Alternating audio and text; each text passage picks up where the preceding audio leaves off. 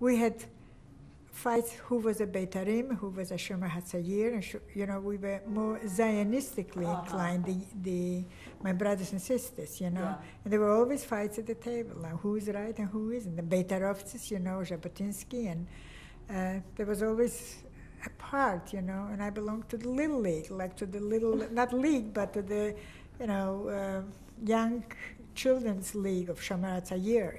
I also belonged to the Zionist organization called the Shomer HaLeumi. These were my early stages, How old were you when you joined that? When I joined the Shomer HaLeumi, I was about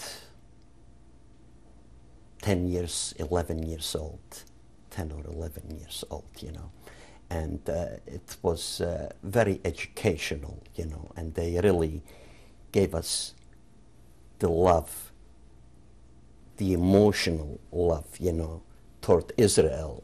And we were always oriented, toward the state of Israel as we are over here. And the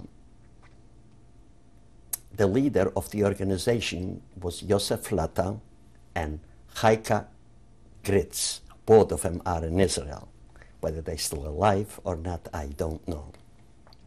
We looked up to them very greatly, We had some lectures and were discussing things and broadening our knowledge, on the state of Israel. My sister, she belonged to the Shomer Hatzayir, which was the part of the Mapai, the Ben-Gurion Labor Party. And she was very pro-Zionist. I knew his father, and I knew David Ben-Gurion's father. I knew his nephews, I knew his brothers.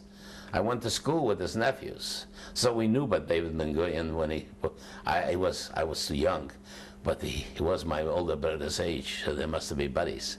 He was then already a big organizer in the city. His organization was very strong, but I didn't belong to his organization. I was a Beitarovец, so I belonged to the Beitar.